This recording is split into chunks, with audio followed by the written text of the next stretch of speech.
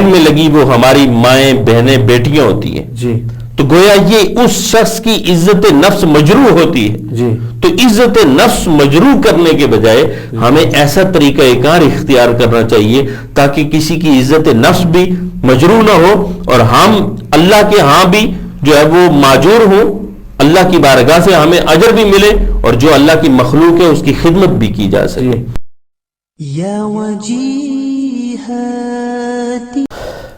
الحمد للہ رب العالمین والعاقبۃ للمتقین والصلاة والسلام علی سید الانبیاء والمرسلین. الصلاة والسلام علیک یا سیدی یا رسول اللہ وعلی آلک واصحابک یا حبیب اللہ. تمام دیکھنے اور سننے والوں کو جہاں جہاں تک پروگرام بہار سلطانیہ کی یہ آواز جا رہی ہے، محمد اشتیاق سلطانی کی طرف سے السلام علیکم ورحمۃ اللہ وبرکاتہ. ایک مرتبہ پھر رمضان مبارک کی ببرکت ساعتوں اور رحمتوں و رحمتوں میں ہم آپ کو خوش آمدید کہتے ہیں. سامعین و ناظرین، رمضان مبارک کی ببرکت ساعتوں اور رحمتوں میں آج ہمارے پروگرام میں تشریف لائے ممتاز عالم دین حضرت علامہ مولانا حافظ عبد الواحد صاحب. پروگرام بہار سلطانیہ میں تشریف لانے پر ہم علامہ صاحب کو خوش آمدید کہتے ہیں. آج جس موضوع پر ہم آپ کے سامنے حاضر ہوئے ہیں ان ببرکت لمحات کے اندر، وہ یہ ہے کہ ہم اپنے مال کے ذریعے سے تقوی کس طرح حاصل کر سکتے ہیں، اور رمضان المبارک کے بابرکت مہینے کے اندر ہم اپنے مال سے اللہ کو کس طرح راضی کر سکتے ہیں، اور اس کے بعد غریب اور مساکین لوگوں کی مدد کرنے پر اجر کتنا ملتا ہے، اور پھر کس طریقے سے ہم لوگوں کی مدد کر سکتے ہیں. تو ان تمام باتوں پر انشاءاللہ گفتگو ہوگی. علامہ صاحب کو خوش آمدید کہتے ہوئے پروگرام کا آغاز کرتے ہیں. ان سے پہلا سوال اس پروگرام کا کرتے ہیں کہ علامہ واحد صاحب کے رمضان مبارک میں ہم اپنے مال کے ذریعے سے اللہ کا تقوی کس طرح حاصل کر سکتے ہیں؟ الحمدللہ رب العالمین والعاقبۃ للمتقین والصلاة والسلام علی سید الانبیاء والمرسلین. اما بعد فاعوذ باللہ من الشیطان الرجیم. بسم اللہ الرحمن الرحیم. یا ایہا الذین آمنوا کتب علیکم الصیام کما کتب علی الذین من قبلکم لعلکم تتقون. صدق اللہ العظیم. الصلاۃ والسلام علیک یا سیدی یا رسول اللہ وعلی آلک واصحابک یا رحمۃ للعالمین. سب سے پہلے تو میں جناب محترم اشتیاق صاحب آپ کا شکریہ ادا کرتا ہوں جی کہ آپ نے اس رمضان المبارک کے اس ببرکت مہینے کے اندر جی ہمیں گفتگو کرنے کا موقع فراہم کیا جی اور ہمارے سامعین تک ہماری آواز کو اس قال اللہ اور قال رسول اللہ صلی اللہ تعالی علیہ وسلم کے پیغام کو بزم بہار سلطانیہ جی کی ان بہاروں کو آپ نے لوگوں تک پہنچانے کی جو کوشش کی ہے، کاوش کی ہے، اللہ کی بارگاہ کے اندر دعا ہے کہ اللہ کریم اس شرف یابی عطا فرمائے اور آپ کو اجر عظیم عطا فرمائے. آمین ثم آمین. تو اس کے بعد ہم اپنے سوال کی طرف آتے ہیں. محترم، آپ نے سوال کیا کہ ہم جو اپنا مال خرچ کرتے ہیں اس کے ذریعے ہم کیسے جو ہے وہ اپنے رب کی بارگاہ میں تقوی اختیار کر سکتے ہیں. جی تو اللہ تبارک و تعالی نے قرآن مجید کے اندر ارشاد فرمایا کہ یا ایھا الذین آمنوا کتب علیکم الصیام کما کتب علی الذین من قبلکم لعلکم تتقون. جی تو صاحب ایمان کیونکہ وہ تو روزے رکھتے ہیں جی اور اللہ تبارک و تعالی نے ایمان والوں کو مخاطب کر کے ارشاد فرمایا کہ اے ایمان والو، جی تم سے پہلے بھی امتوں پر روزے فرض کیے گئے، جی ایسا ہی. اور پھر ساتھ یہ ارشاد فرمایا کہ تمہارے اوپر بھی روزے فرض کیے اسی طریقے سے، جی اور پھر ساتھ اس کا مقصد ہمیں بیان فرمایا کہ اس کو فرض کیوں کیا ہے، اس کا مقصد کیا ہے. جی. فرمایا لعلکم تتقون، شاید کہ تم پرہیزگار بن اللہ جاؤ، اللہ، بے شک، شاید کہ بے تم شک. تقوی اختیار کر جی، لو، ایسا ہی. شاید کہ تم اپنے رب کا ڈر جو ہے وہ خوف اپنے دل کے اندر بسا جی، لو. جی، ایسا تو ہی. یہ ہے خوف اپنے رب سے ڈرنا، یہی تقوی ہے، جی. یہی پرہیزگاری ہے کہ اپنے رب سے ڈرنا اور اس کے اندر عبادات بھی شامل ہیں، وہ حقوق اللہ بھی شامل ہے اور حقوق العباد بھی شامل ہے۔ اب جس کا آپ نے جو سوال ارشاد فرمایا تو اس کا تعلق جو ہے وہ حقوق العباد کے ساتھ ہے پہلے، ایسا ہی کہ آپ مال خرچ کریں گے تو وہ اللہ کی مخلوق پہ خرچ کریں گے، اللہ کے بندوں پہ خرچ کریں گے، کہ وہ بندے کہ جس کے بارے میں اللہ تبارک و تعالی ارشاد فرماتے ہیں کہ یہ لوگ جو ہیں یہ میرا کنبہ ہے، میرا خاندان ہے۔ تو اس حوالے سے اللہ تبارک و تعالی نے جو ہمیں قرآن مجید کے اندر ارشاد فرمایا وہ ارشاد فرمایا لعلکم تتقون، تاکہ تم پرہیزگار بن جاؤ۔ اب بندہ روزہ رکھ کے جب اپنے رب کی بارگاہ میں اپنا مال بھی خرچ کرے گا تو اس کا وہ طریقہ کار کہ جس سے ہمیں تقوی حاصل ہوگا، قرآن مجید دوسرے مقام پہ سورہ بقرہ کی دوسری آیت کے اندر ارشاد فرماتا ہے، بلکہ پہلی کے اندر ارشاد فرمایا جہاں سے آغاز ہوتا ہے سورہ بقرہ کا کہ الف لام میم ذالک الکتاب لا ریب فیہ ھدی للمتقین، وہاں پہ ارشاد فرمایا کہ یہ جو کتاب ہے حروف مقطعات کے بعد ارشاد فرمایا یہ وہ کتاب ہے کہ جس کے اندر کوئی شک نہیں ہے، اور پھر ساتھ ارشاد فرمایا ھدی للمتقین، یہ متقین کے لیے ہدایت ہے۔ اب متقین کی اللہ تبارک و تعالی وہ صفات بیان کر رہا ہے اگلی آیت کے اندر، ارشاد فرمایا الذین یؤمنون بالغیب، پہلی صفت یہ ہے کہ وہ متقین جو اللہ سے ڈرنے والے ہیں ان کی صفت کیا ہے کہ وہ اپنے جو اللہ الذین یؤمنون بالغیب وہ غیب پر یقین رکھتے ہیں، ایمان رکھتے ہیں، اور پھر ساتھ ہی ارشاد فرمایا الذین یؤمنون بالغیب ویقیمون الصلاۃ، اور وہ نماز قائم کرتے ہیں، یہ دوسری شرط ہے، اور ساتھ آگے ارشاد فرمایا وَمِمَّا رَزَقْنَاهُمْ يُنْفِقُونَ، اور جو اللہ تبارک و تعالیٰ نے انہیں رزق کی فراوانیاں عطا فرمائی ہیں، جو رزق کی دولت عطا فرمائی ہے، جو رزق کی کثرت اور وسعت عطا فرمائی ہے، اللہ تبارک و تعالیٰ ارشاد فرماتے ہیں وہ اس رزق میں سے یعنی اپنے رب کے دیے ہوئے رزق میں سے اس کی مخلوق پر خرچ کرتے ہیں۔ وَمِمَّا رَزَقْنَاهُمْ،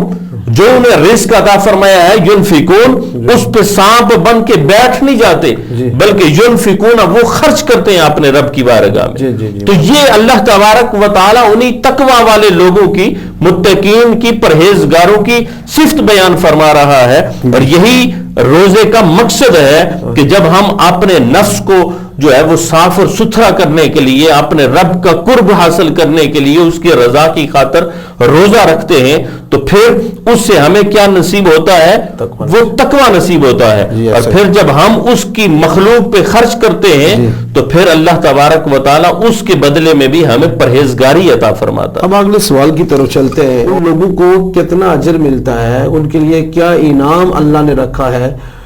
جو اللہ کے راستے میں خرچ کرتے ہیں؟ قرآن کی روشنی میں ہمارے ناظرین کو بتائیں۔ اللہ تبارک و تعالیٰ نے قرآن مجید کے اندر ارشاد فرمایا کہ مثل الذین ينفقون اموالهم فی سبیل اللہ، کہ وہ لوگ کہ جو اللہ کے راستے میں خرچ کرتے ہیں ان کی مثال جو ہے، ينفقون فی سبیل اللہ، جو اللہ کے راستے میں خرچ کرتے ہیں، کمثل حبۃ، اللہ تبارک و تعالیٰ ارشاد فرماتے ہیں ان کی مثال اس دانے کی طرح ہے کہ انبتت سبع سنابل، کہ جس سے 7 بالیاں جو ہے وہ اگتی ہیں۔ اب وہ ایک کسان ہے تو وہ اپنی زمین میں ایک دانہ بوتا ہے تو وہ گندم ہے، مکئی ہے، تو اس ایک دانے کے بدلے میں اللہ تبارک و تعالیٰ وہ جو تنا پیدا فرماتا ہے اس کے اوپر 7 بالیاں لگتی ہیں، اور پھر خالق کائنات ارشاد فرماتا ہے کہ فی کل سنبلۃ مئۃ حبہ، اب اللہ تبارک و تعالیٰ ارشاد فرماتا ہے کہ وہ 7 بالیوں میں سے پھر ہر بالی کے اندر اللہ تبارک و تعالیٰ 100 دانے پیدا فرماتا ہے، اور پھر ارشاد فرمایا کہ واللہ یضاعف لمن یشاء، اور اللہ تبارک و تعالیٰ جس کے لیے چاہتا ہے اس کے لیے مزید بڑھا دیتا ہے۔ تو یہ تو اللہ تبارک و تعالیٰ نے عام حالت کے اندر ارشاد فرمایا خرچ کرنے والے کے لیے، اور پھر میرے اور آپ کے آقا علیہ الصلوۃ والسلام نے اس کے حوالے سے ارشاد فرما دیا ساتھ ہی کہ اللہ تبارک و تعالیٰ اس کا ثواب رمضان المبارک کے اندر ہر چیز کا ثواب بڑھا دیتا ہے۔ تو اس جو آیت مبارکہ ہم نے پڑھی ہے کہ مثل الذین ینفقون، تو ان کی اللہ تبارک و تعالی لوگوں کو سمجھانے کے لیے مثال دے رہے ہیں کہ یہ ایک دانے کی مانند ہے کہ تم اپنے رب کی بارگاہ میں ایک دانہ خرچ کرتے ہو تو اللہ تبارک و تعالی اس کے بدلے میں وہ 7 بالیاں اگاتا ہے، اور پھر اس کے اندر 100 دانے ہوتے ہیں۔ اب ان ایک تنے پہ، اس ایک شاخ کے اوپر وہ 700 دانے ہوگے، اور اس کے اوپر بھی اللہ تبارک و تعالی ایسا فرماتا ہے کہ جس کا جتنا خلوص ہوگا، ظاہر ہے جس کی جتنی نیت خالص ہوگی، جس کا جتنا جو ہے وہ اپنے رب سے تعلق مضبوط ہوگا، اسی کے بدلے میں واللہ یضاعف لمن یشاء، اللہ تبارک و تعالی جس کو چاہے گا اس کے لیے وہ اجر جو ہے وہ دگنا فرما دے گا۔ کیا بات ہے، سبحان یہ اللہ اللہ، تبارک و سبحان تعالی نے قرآن مجید کے اندر اس حوالے سے ارشاد فرمایا۔ رمضان المبارک کے اس بابرکت مہینے کے اندر میں یہ چاہتا ہوں کہ حدیث کی روشنی میں بھی ہمیں کوئی مثالیں دے دیں تاکہ ہمیں پتہ چلے کہ حضور علیہ الصلوۃ والسلام نے ان لوگوں کے لیے کیا فرمایا جو رمضان المبارک کے بابرکت مہینے میں غربا اور مساکین کی مدد کرتے ہیں۔ ماشاءاللہ بہت ہی اچھا سوال آپ نے کیا ہے، کیونکہ اس پرفتن دور کے اندر ہمیں ضرورت ہے ان لوگوں تک، بے شمار لوگ ایسے ہوتے ہیں کہ جنہیں جو ہے وہ غفلت ہوتی ہے، لاپرواہی ہوتی ہے۔ ہم نمازیں تو پڑھ لیتے ہیں، ہم روزے تو رکھ لیتے ہیں، لیکن جو مال ہے اس کو خرچ کرتے ہوئے ہمیں تکلیف ہوتی ہے۔ تو یہ اللہ تبارک و تعالیٰ کی جو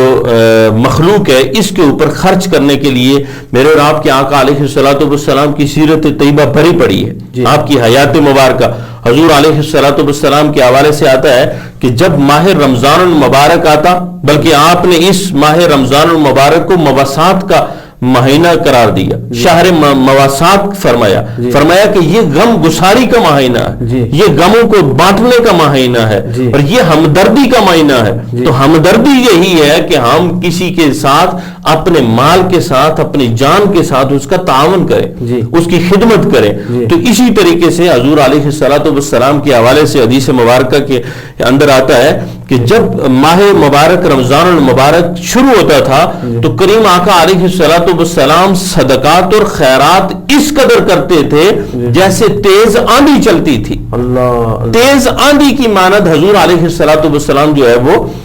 صدقات اور خیرات کرتے تھے۔ تو وہ اپنی امت کو تعلیم دے دی کہ جب ماہ رمضان المبارک شروع ہو جائے تو پھر تم صدقہ کرنا شروع کر دو، اپنے ہاتھ کو کھول دو، اپنا جو رزق اللہ نے تمہیں دیا ہے اس میں سے خرچ کرنا شروع کر دو۔ اور پھر حضور علیہ الصلوۃ والسلام نے یہ ارشاد فرمایا کہ جب رمضان المبارک کا مہینہ آتا ہے تو کوئی شخص اگر کسی ایک روزہ دار کو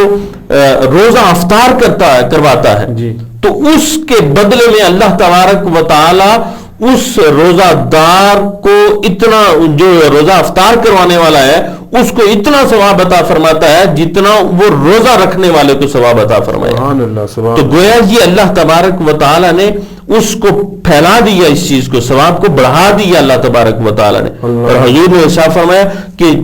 جو شخص روزہ افطار کرواتا ہے، اگر بھوکے کو جو ہے وہ پیٹ بھر کر کھلاتا ہے تو اللہ تبارک و تعالی اسے جنت کے میووں میں سے کھلائے گا، اور جو کوئی اگر پانی پلاتا ہے پیاسے کو تو حضور نے ارشاد فرمایا پھر اللہ تبارک و تعالی اسے جنت کی خاص سبیل سے، اور ایک روایت کے اندر ہے کہ حوض کوثر سے پانی پلائے گا۔ تو اس قدر اللہ تبارک و تعالی جو ہے وہ رمضان المبارک کے اندر غم گساری کرنے والوں کو، ہمدردی کرنے والوں کو، اس کی راہ میں خرچ کرنے والوں کو اس قدر اللہ تبارک و تعالی نوازتے ہیں۔ باتیں تو بہت ہیں، ہمارا پروگرام کا دورانیہ جو ہے وہ 15 سے 20 منٹ ہوتا ہے، تو میں چاہتا ہوں کہ آخر میں جو جس بات کی طرف ہم اشارہ کرنے جا رہے ہیں کہ کس انداز سے ہمیں غربا اور مساکین اور یتیم لوگوں کی مدد کرنی چاہیے، کون سا طریقہ ہمارے لیے سب سے زیادہ بہتر ہے؟ ماشاءاللہ یہ بھی انتہائی خوبصورت سوال کیا ہے، اور یہ ایمان کو جو ہے وہ حفاظت دینے والا سوال بھی ہے کہ اس کے اندر میرے اور آپ کے آقا علیہ الصلوۃ والسلام کے اوپر نازل ہونے والی قرآن کے اندر بھی رب نے ارشاد فرمایا ہے کہ تم خرچ کرو، چاہے وہ تم ظاہراً خرچ کرو یا پوشیدہ خرچ کرو۔ لیکن آج کل جو اس پرفتن دور کے اندر جو ہے وہ بے شمار لوگ ایسے اعمال کرتے ہیں کہ جو ہر ایک کی جو ہے وہ عزت نفس کو مجروح کیا جاتا ہے۔ اب اگر رمضان المبارک کے اندر کہیں پہ راشن تقسیم کیا جاتا ہے تو اس راشن تقسیم کرنے کے اندر یہی ہمارا موبائل، یہی ہمارا جو ویڈیو ریکارڈر ہے، کیمرہ ہے، یہ ساتھ ہوتے ہیں، اور لائن میں لگی وہ ہماری مائیں، بہنیں، بیٹیاں ہوتی ہیں جی تو گویا یہ اس شخص کی عزت نفس مجروح ہوتی ہے جی تو عزت نفس مجروح کرنے کے بجائے ہمیں ایسا طریقہ کار اختیار کرنا چاہیے تاکہ کسی کی عزت نفس بھی مجروح نہ ہو، اور ہم اللہ کے ہاں بھی جو ہے وہ ماجور ہوں، اللہ کی بارگاہ سے ہمیں اجر بھی ملے، اور جو اللہ کی مخلوق ہے اس کی خدمت بھی کی جا سکے۔ تو اس طریقے سے یہ جب ہم ان غریب لوگوں کو، بیوہ عورتوں کے ہاتھوں پہ، ان کے سروں پہ ہاتھ رکھیں گے، یتیموں کے سر پہ ہاتھ رکھیں گے، جو محتاج ہیں ان کو ہم دیں گے، اور سب سے ایک ضرورت اس امر کی ہے کہ بے شمار لوگ پیشہ ور ہوتے ہیں، ان پیشہ ور لوگوں کا کام ہوتا ہے وہ جہاں سے ملتا ہے وہ راشن اکٹھا کرتے ہیں، اور بے شمار ہم نے مثالیں سنی بھی ہیں کہ ایک جگہ سے راشن لیا اور پھر دوسری دکانوں پہ انہوں نے ٹھیکہ لگایا ہوتا ہے، وہاں پہ مال فروخت کیا اور پھر وہاں سے وہ پیمنٹ لی اور اپنے اکاؤنٹ میں ڈال دی۔ تو یہ ایک پیشہ ور جو ہے وہ سسٹم ہے، تو ان لوگوں سے ہمیں جو ہے وہ بچنا ہے اور احتیاط کی ضرورت ہے۔ اس کا طریقہ کار یہ ہے کہ ہمیں سب سے پہلے اپنے گھر کے اندر، اگر ہم اپنے گھر کے اندر خرچ کرتے ہیں تو یہ بھی صدقہ ہے۔ حضور علیہ الصلوۃ والسلام نے ارشاد فرمایا کہ جو اپنے اہل و عیال پہ خرچ کرتے ہیں تو یہ سب سے افضل صدقہ ہے۔ تو گویا گھر والوں کے اوپر خرچ کریں، اور اس کے بعد اپنے جو اعزا و اقارب ہیں، اپنے رشتہ دار ہیں، ان کے اوپر خرچ کریں۔ پھر اپنے اڑوس پڑوس کے اندر دیکھیں کہ ہمارے پڑوس کے اندر کوئی بھوکا تو نہیں ہے، کوئی ایسا شخص تو نہیں رہ رہا کہ جو محض ایک کھجور کے لیے بھی ترس رہا ہے، جو شربت کی گھونٹ کے لیے ترس رہا ہے، جو ہے وہ جس کو دوائی کے لیے اس کے پاس پیسے نہیں ہیں۔ تو اس طریقے سے ہم جب ان کا خیال رکھیں گے اور پھر اس طریقے سے ان کی مدد کریں گے تب جا کر وہ ہمارا تعاون بھی رب کی بارگاہ میں قبول ہوگا۔ اور دوسری سب سے اہم چیز جو ہے وہ یہ ہے کہ میں نے یہ یہاں پہ بیان کیا کہ پیشہ ور لوگ ہوئے، اس کے علاوہ بے شمار سفید پوش لوگ ہوتے ہیں کہ جو کسی کے سامنے اپنا ہاتھ پھیلا نہیں سکتے، لیکن اس جو مہنگائی کا دور دورہ ہے، اس مہنگائی کے دور دورے کے اندر نہ ہی وہ اپنا ہاتھ کسی کے آگے پھیلا سکتے ہیں، اپنی عزت نفس کو مجروح نہیں کرنا چاہتے، لیکن خود جو ہے وہ بھوکا سونا پسند کر لیں گے، خود جو ہے وہ بھوکا رہ کے اپنے جو ہے وہ بال بچے کو بھوکا رکھ کر گزارا کر لیں گے، لیکن کسی سے مانگیں گے نہیں۔ تو اس مہنگائی کے دور کے اندر میرا مشورہ اپنے سامعین کو یہ ہے کہ جہاں تک ہو سکے ان لوگوں کو جو آپ کے محلے میں رہتے ہیں، بندہ ان کی انکم سے بھی واقف ہوتا ہے، بندہ اس کے جو ہے وہ حالات سے واقف ہوتا ہے، اس کے اہل و عیال سے واقف ہوتا ہے، تو اس طریقے سے ان لوگوں کی جو ہے وہ داد رسی کرنی چاہیے، اور ان لوگوں کو جو ہے وہ کوشش کرنی چاہیے تاکہ وہ بھی ہمارے ساتھ جو ہے وہ اچھے طریقے سے رہ سکیں، سکون کے ساتھ زندگی بسر کر سکیں، اور رمضان المبارک کی یہ بہاریں تاکہ وہ بھی دیکھ سکیں۔ تو اس رمضان المبارک کے اندر ہمیں یہ دیکھنا ہوگا کہ ہم اپنے معاشرے کے اندر، ہم اپنے جو ہے وہ گرد و نواح کے اندر ان لوگوں کا جو ہے وہ کیا سہارا بنتے ہیں یا نہیں بنتے، اور اسی چیز کی ضرورت ہے۔ جب ہم اپنے محلے کے اندر اگر سہارا بننا شروع کر لیں تو پھر پورے کا پورا ملک درست ہو سکتا ہے۔ تو اللہ کی بارگاہ کے اندر یہی ہمیں دعا کرنی چاہیے کہ اللہ ہمیں جو ہے وہ ایسے نیک کاموں کی توفیق عنایت فرمائے۔ بہت شکریہ جناب، آپ نے مختصر وقت کے اندر ایک جامع پیغام ہمارے ناظرین اور سامعین کے سامنے رکھا ہے۔ اللہ کی بارگاہ میں دعا ہے کہ جو کچھ اس پروگرام کی وساطت سے ناظرین اور سامعین نے سنا ہے، اللہ ہم سب کو عمل کی توفیق عطا فرمائے اور آپ کو جزائے خیر عطا فرمائے۔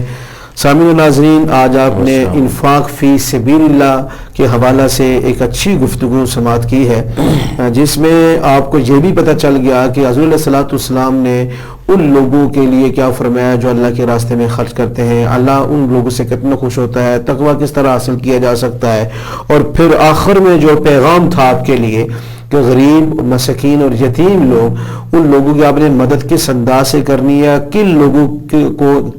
کی مدد کرنی ہے، ان لوگوں کو تلاش کس طرح آپ کر سکتے ہیں، آپ نے گرد و نواح میں دیکھیں، اپنے رشتہ داروں میں دیکھیں۔ انشاءاللہ اس پروگرام کو سننے کے بعد یقیناً آپ کوشش کریں گے ان باتوں پر عمل کرنے کی۔ کل پھر ملیں گے اگلے پروگرام میں ایک نئے موضوع کے ساتھ، نئے عالم دین کے ساتھ۔ اس وقت کے لیے مجھے اجازت دیجیے، وآخر دعوانا ان الحمدللہ رب العالمین۔